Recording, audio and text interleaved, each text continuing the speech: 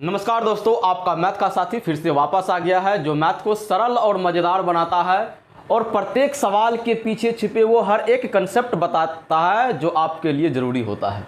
दोस्तों, आज का जो आप लोगों का क्लास है क्षेत्रमिति यानी मेंसुरेशन के लिए है और ये मेंसुरेशन की क्लास आप अपने लाइफ में पहली बार पढ़ रहे हो यदि आप क्लास 6 के स्टूडेंट हो तब।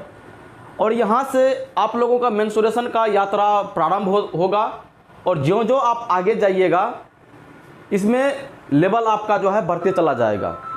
ठीक है, यदि आप इस क्लास को बढ़िया तरीके से समझ जाइएगा तो आगे जितने भी क्लास आएगा और जब जब आपको ये पढ़ना होगा उसको समझने में तनिक सा भी आपको दिक्कत नहीं होगा।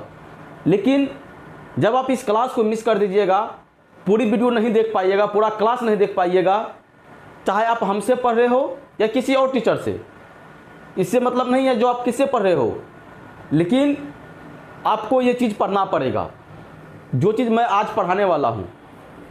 और जब आप इस चीज़ को पढ़ लीजिएगा तो आपका कंसेप्ट क्लियर हो जाएगा।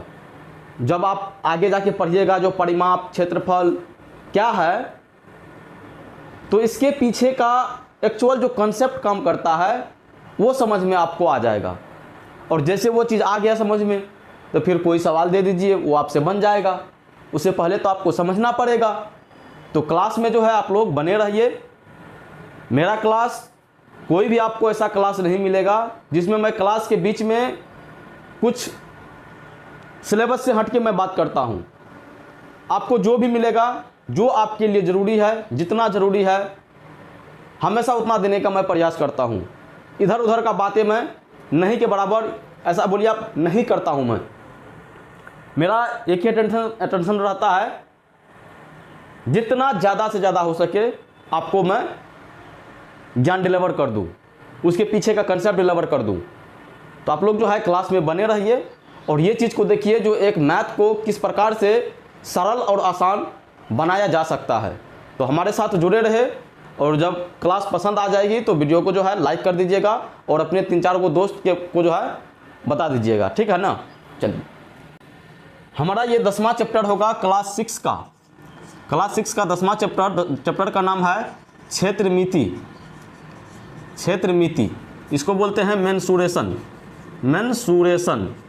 अब देखिए ये मेंसुरेशन जो है ये उसी आकृति पर हम लोग काम करेंगे जो आकृति आप लोग इससे पहले पढ़ चुके हो, जो आपको मैं पढ़ा चुका हूँ चैप्टर 5 में, उसमें पढ़ा चुका हूँ।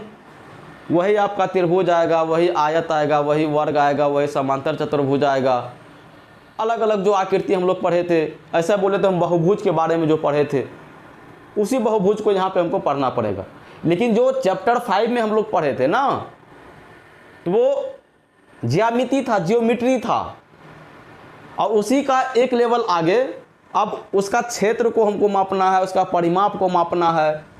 जब इस प्रकार से हम किसी आकृति का क्षेत्रफल निकालने लगते हैं, किसी आकृति का परिमाप निकालने लगते हैं, तब वो जो है हमें क्षेत्रमिति के अंतर्गत पढ़ना पड़ता है, यानी मेंसुरेशन के अंतर्गत पढ़ना पड़ता है। लेकिन यदि किसी आकृति के रेखा या रेखाखंड, किरण, कोण, ये सब के बारे में पढ़ना होता है तब हम जो है ज्यामिति के अंतर्गत उस चीज़ को पढ़ते हैं। तो चलिए, क्षेत्रमिति। क्षेत्रमिति में सबसे पहले आपको परिमाप के बारे में जानना पड़ेगा। परिमाप, परिमाप का मतलब होता है पेरीमीटर। पेरीमीटर, अब समझिए बात को, पेरीमीटर क्या है।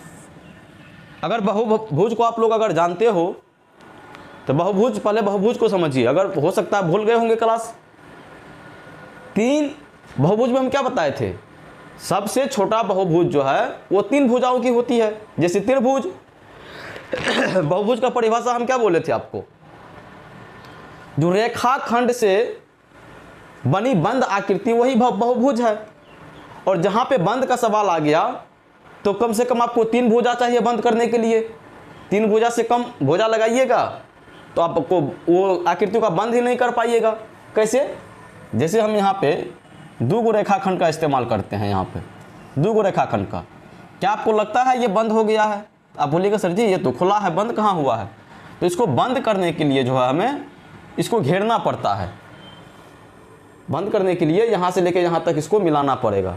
अब इसमें देखिए 1 2 3 तीन गो इसमें रेखाखंड आ गया, और बहुभुज जिस रेखाखंड से बना होता है वही रेखाखंड इस बहुभुज के लिए भुजा का काम करता है। इतना सब तो आपको सिखा के आए हैं। चलिए, और ये बहुभुज में कौन सा बहुभुज है? ये त्रिभुज, मतलब जिसमें 3 भुजा, वो त्रिभुज।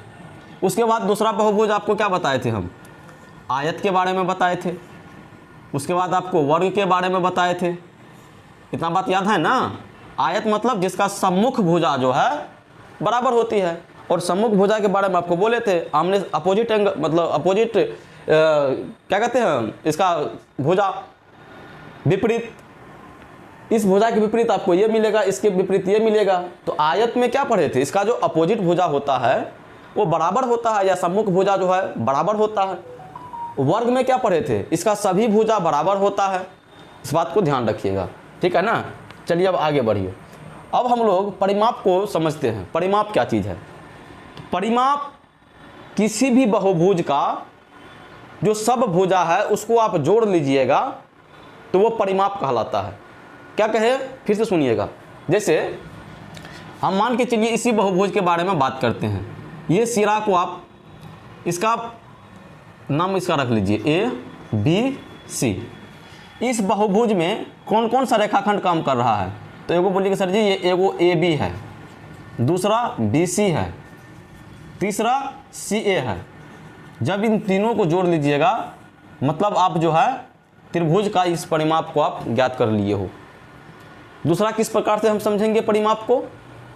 तो दूसरा समझने के लिए किसी भी आकृति को यहाँ पर भी ले सकते हैं, इसको ले सकते हैं, इसको ले सकते हैं, किसी भी आकृति को। अभी ऐसा आकृति देंगे आपको, देखिएगा उसको।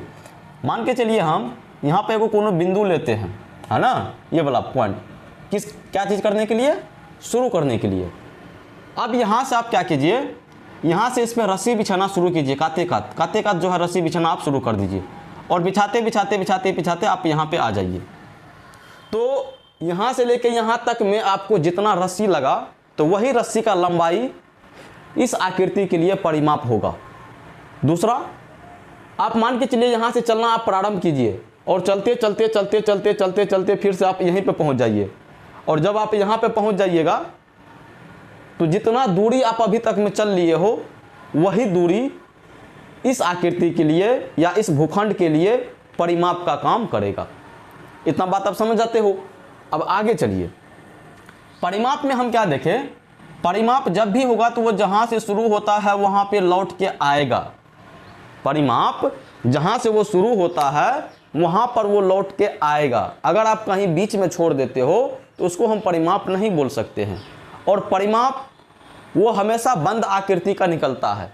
जैसे एक आकृति हम यहाँ पर ऐसे बना दें, आपको ऐसे बना दे, हम आपको बोलेंगे इसका परिमाप, तो परिमाप इसका नहीं निकल पाएगा। काहे कि ये बंद आकृति नहीं है।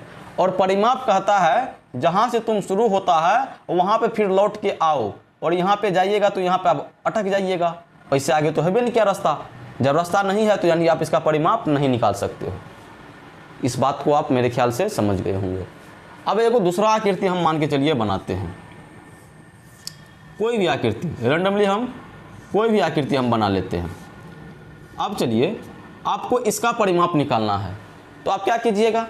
तो किसी एक जगह से आप शुरू कर दीजिए। यहाँ से चलिएगा। इसका जो दूरी होगा मान के चलिए यहाँ पे 2 कर देते हैं, यहाँ पे 3, यहाँ पे 1, यहाँ पे 3, यहाँ पे 3, यहाँ पे 2, यहाँ पे 2 ले लीजिए, ये भी, ये 4 ले लीजिए, 3 ले लीजिए। ये इसका मतलब ये हुआ कि इतना इतना दूरी का है। ये 2 centimetre, 3 centimetre, 1 centimetre, 3 centimetre, 3 centimetre, 2 centimetre, 2 centimetre, ऐसे है। हम आपको बोलेंगे इस आकृति का परिमाप बताओ। तो परिमाप के लिए पहले तो ये बंद होनी चाहिए, तो ये बंद तो है। अब देखिए हम सब दूरी को गिन लेंगे। जैसे यहाँ से लेके यहाँ तक 2, यहाँ से लेके यहाँ तक 3, तो 2 3 5, 5 1 6, 6 3 9, 9 3 12, 12 2 14, 14 2 16, 2 18, 18 4 22, 22 3 25। अगर ये सेंटीमीटर में अगर दिया है सब ठो तो इसका 25 सेंटीमीटर परिमाप हो जाएगा। इतना बात को आप समझ गए। और जब परिमाप को समझ गए तो चलिए अब विशेष एगो आकृति लेते हैं यहाँ पे आयत के लिए। आयत का परिमाप, आयत का परिमाप। चलिए, आयत के बारे में आपको पता है, इसका आमने सामने का भुजा बराबर होता है। इसका नाम हम दे देते हैं ए बी सी डी, है ना। और यहाँ पर आप ये भी जानते हो, चलिए वहाँ पे बताएंगे क्या। आयत का अगर परिमाप हम निकालना चाहे बाबू, तो आप बोलिएगा सर जी जब परिमाप निकालिएगा तो सब भुजा को जोड़ना पड़ेगा। क्या मतलब A B plus B C plus C D plus D A, यही ना जी, सबको जोड़ना पड़ेगा आपको। और ज़रा इस पर थोड़ा सा ध्यान दीजिए आप, जैसे A B plus B C, क्या ये सी डी को हम ए बी नहीं लिख सकते हैं? आप बोलिएगा सर जी लिखिएगा काहे नहीं, काहे कि ये दोनों तो सम्मुख भुजा है आयत का, और आयत का सम्मुख भुजा तो बराबर होता है। तो जब ए बी और सी डी या डी सी बराबर है तो इसके बदला हम इसको लिख सकते हैं, इसके बदला हम इसको लिख सकते हैं। तो हम क्या करते हैं, ये डी सी के बदला ए सी को लिख देते हैं, ए सी, है ना। अब प्लस उसके बाद देखिए डी ए, क्या ये डी ए बी सी के बराबर है? अब बोलिएगा सर जी है, तो यहाँ पर हम बी सी लिख देते हैं। देखिए यहाँ पे ए बी और ए बी किधर गया जी, हम ए सी काहे लिख दिए, ए बी लिखना था ना हमको, ए बी। तो ए बी और ए बी क्या गो ए बी, तो बोलिएगा सर जी ये 2 ए बी है।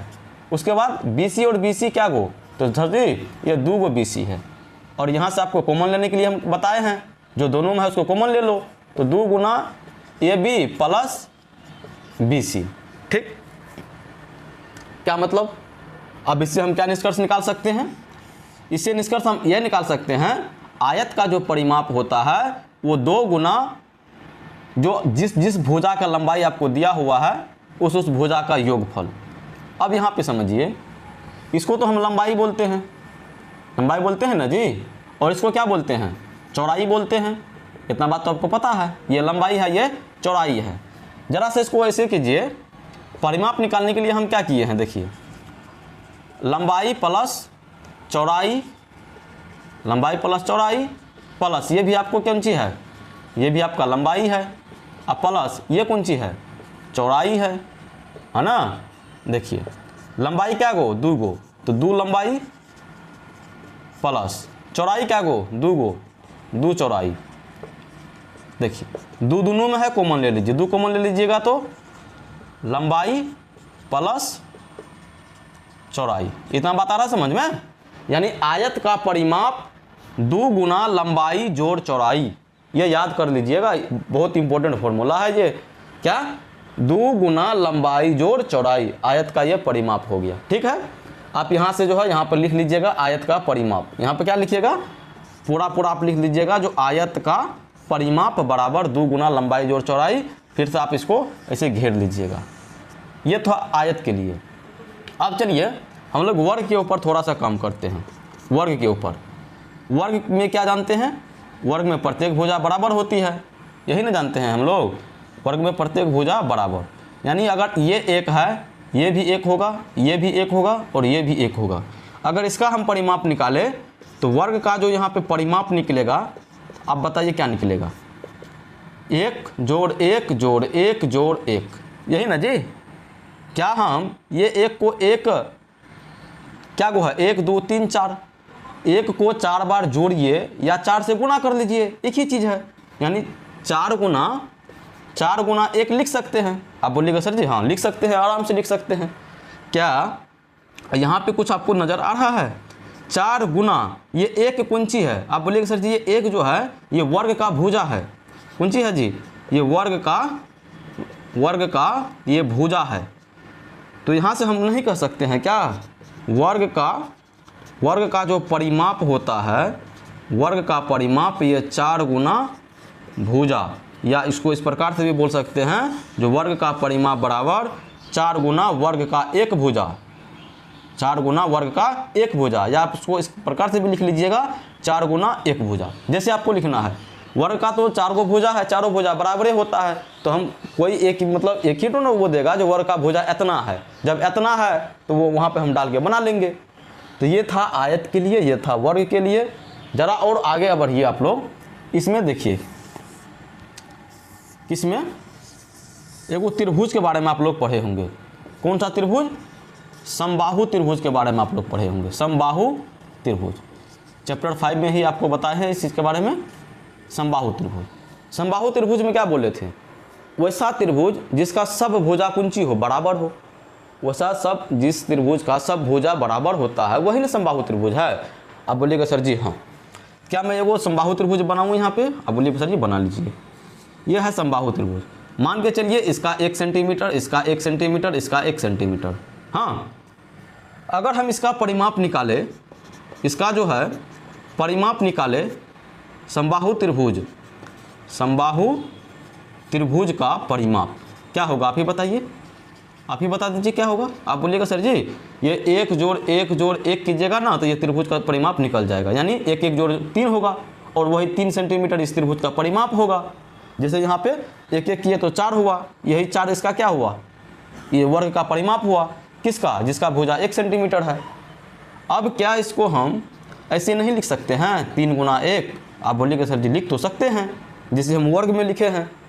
अब जरा बताइए आप, ये 3 गुना ये 1 कुंची है तो ये त्रिभुज का भुजा है, ये त्रिभुज का भुजा है। वो भी त्रिभुज में कौन त्रिभुज? ये विशेष प्रकार का त्रिभुज है बाबू, ये विशेष प्रकार का त्रिभुज है। कौन सा त्रिभुज? समबाहु त्रिभुज। सभी त्रिभुज के लिए आप मत लगा दीजिएगा, है ना।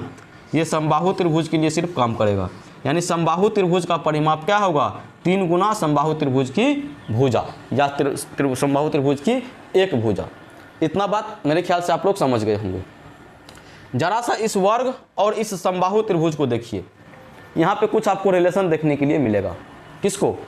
इस वर्ग को और इस समबाहु त्रिभुज को। और जब चैप्टर 5 हम पढ़ा रहे होंगे तभी आपको इसके बारे में बताए होंगे। एक बार जाके उस क्लास को देखिएगा। अगर आपको मैथमेटिक्स सीखना है और बेहतरीन तरीके से सीखना है ना, तो जितना मैं क्लास आपको करवा दिया हूँ वो टोटल क्लास जाके आप देखिए और देखिए आप जो है मैथमेटिक्स के बारे में कितना चीज़ जानते हो, है ना। चलिए अब इस पर थोड़ा सा चलिए मैं चर्चा करता हूँ। यह है वर्ग और यह है समबाहु त्रिभुज। इस दोनों में जब देखिएगा तो पहला एक चीज़ आपको मिलेगा, क्या? इस दोनों का भुजा जो है बराबर होता है। इस दोनों का भुजा बराबर, ये नहीं जो इसका एक ये वाला बराबर ना। समबाहु त्रिभुज में प्रत्येक भुजा बराबर होगा और वैसे वर्ग में भी प्रत्येक भुजा बराबर होगा। इतना बात को आप जानते हो। और आपको एक बात और जानना है, फिलहाल तो हम बता दिए हैं, लेकिन अगर भूल गए हो तो समझिए। जिस आकृति का प्रत्येक भुजा बराबर है तो उसका प्रत्येक कोण भी बराबर होता है। उसका प्रत्येक कोण कितना? बराबर होता है। जैसे आयत वर्ग के केस में हम लोग क्या देखे थे? वर्ग में देखे थे जी इसका प्रत्येक कोण 90 डिग्री का होता है। इसका प्रत्येक कोण कितना होता है? 90 डिग्री का। और समबाहु त्रिभुज में भी आपको बताए थे, समबाहु त्रिभुज का प्रत्येक कोण 60 डिग्री का होता है। हाँ, इस दोनों में आपको दो गो रिलेशन नजर आ जा। क्या? इस दोनों में आपको दो गो चीज़ नजर आ जा। जो वर्ग का जो कोण है वो प्रत्येक कोण बराबर होता है और समबाहु त्रिभुज का जो कोण है वो प्रत्येक कोण बराबर होता है। इतना बात समझ गए। और जिसका प्रत्येक भुजा बराबर उसका प्रत्येक कोण भी बराबर होता है और जिसका प्रत्येक कोण बराबर उसका प्रत्येक भुजा भी बराबर। अगर कोई आकृति इस प्रकार से आपको मिल जाए जिसका प्रत्येक भुजा बराबर और प्रत्येक कोण बराबर, तो उस आकृति को हम क्या बोलते हैं? सम आकृति। याद है आपको? सम आकृति। या तो ये बंद है तो सम बंद आकृति बोलते हैं इसको। कौन सा आकृति बोलते हैं बाबू? सम बंद आकृति बोलते हैं। सम बंद आकृति। सर जी इसका मतलब क्या हुआ? फिर से समझाइए। तो सम का मतलब हुआ बराबर और बंद का मतलब हुआ बंद होना चाहिए। आकृति मतलब हुआ शेप, यानी regular closed figure. Regular closed figure क्या मतलब? सम मतलब बराबर, उसका भुजा बराबर होना चाहिए, उसका कोण बराबर होना चाहिए। इतना बात आ गया समझ में। और वो बंद भी होना चाहिए। और कौन चीज़? आकृति, कोई भी आकृति। अगर इस प्रकार से रहे तो ज़रा इसमें ध्यान दीजिए। अगर ध्यान दीजिएगा ना तो वो अपने आप क्लियर हो जाएगा। क्या? इसका जब हम परिमाप निकाले हैं तो इसमें हमको एक ही चीज़ देखने के लिए मिला है, जितना ये भुजा है, जितना ये भुजा है उतना गुना हुआ है 4। जैसे इसमें 4 भुजा है तो 4 गुना हुआ है। उसके बाद और भुजा की यहाँ पे लंबाई, एक भुजा की कौन सी आ गया? लंबाई। सेम इसी प्रकार से त्रिभुज में 3 गो भुजा और 1 भुजा की लंबाई गुना कर लिए, इसका परिमाप निकल गया। अब ऐसे ही आता है आकृति। सम षटभुज बना के दिखाए थे आपको, सम अष्टभुज, सम पंचभुज बना के दिखाए थे ना। सम पंचभुज मतलब क्या? सम मतलब बराबर, पंचभुज मतलब 5 गो भुजा वाला। यानी पांचों भुजा उसका बराबर बराबर होगा। जब पांचों भुजा बराबर है तो उसका पांचों कोण भी बराबर होगा। जैसे सम षट भुज, क्या मतलब, सम मतलब बराबर और षट मतलब 6 गो और भुज मतलब भुजा, यानी बराबर बराबर 6 गो भुजा उसका होगा। जैसे देखिए हम यहाँ पे सम षट भुज बनाते हैं, क्या बनाते हैं, सम षट भुज। चलिए देखिए इसको, इसमें बराबर बराबर भुजा बनता है। हो सकता है मुझे बनाने में थोड़ा सा भुजा इधर उधर भी हो जाए, भुजा जो है इधर उधर भी हो जाए, है ना। ऐसा मान के चलिए जो सब भुजा जो है इसका बराबर है ना। जैसे इसका अगर एम मान ले, इसका भी एक, ये भी एक, ये भी एक, ये भी एक, ये भी एक। अब जब इसका हम परिमाप आपसे पूछेंगे तो आप क्या बताइएगा, परिमाप। आप बोलिएगा सर जी एक एक करके 6 बार है, यानी 6 गुना 1 कर लीजिए। और एक ये कुंची है, ये कुंची है, ये तो भुजा की लंबाई ही है ना, ये 6 गुना भुजा है ना। तो यहाँ से एक बात आप समझ में रखिए, कोई भी अगर सम बंद आकृति है, क्या सम बंद आकृति है और उसका अगर परिमाप चाहिए आपको, क्या चाहिए, परिमाप चाहिए, तो उसके लिए क्या करना पड़ेगा, सबसे पहले समभुजा की संख्या गुना, समभुजा की संख्या गुना भुजा की लंबाई, भुजा की लंबाई, ये आपका परिमाप हो जाएगा। किसके लिए, सम आकृति के लिए। किसके लिए होगा, सम आकृति के लिए। सर जी एक बार फिर से समझा दीजिए तो समझिए इसको। जैसे सम षटभुज था तो क्या है, सम भुजा की संख्या, तो सम भुजा की संख्या क्या गो, षटभुज मतलब 6 गो, देखिए 6 दिए ना। उसके बाद भुजा की लंबाई, भुजा की लंबाई मतलब भुजा के कुछ ना कुछ तो लंबाई होगा, तो वही भुजा की लंबाई कितना, अगर यहाँ पर हम 1 दे दे भुजा की जगह पर तो 6 गुना 1 6 हो जाएगा, यानी इसका परिमाप 6 सेंटीमीटर। अगर मीटर में है तो 6 मीटर, अगर किलोमीटर में है तो 6 किलोमीटर। इस प्रकार से हम लोग जो है परिमाप को समझे। और आगे जब इस पर क्वेश्चन बनाइएगा, बहुत सारा क्वेश्चन है एक्सरसाइज में, अगर क्वेश्चन बनाइएगा सब तो एक एक चीज़ करके आपको क्लियर हो जाएगा और आप इस लेवल पर पहुंच जाइएगा, मेरे बनाने से पहले आपका जवाब जो है तैयार हो जाएगा, मेरे बनाने से पहले।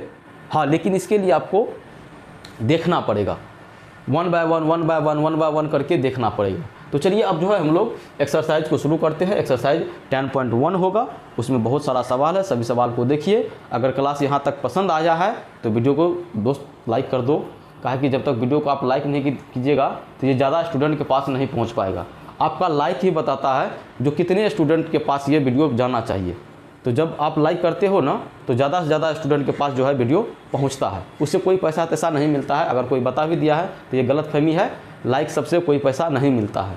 और मैं कैसे समझाता हूँ, कैसे आपको समझ में आता है, ये चीज़ हमें कमेंट बॉक्स में ज़रूर लिखा कीजिए, हमें भी खुशी होती है।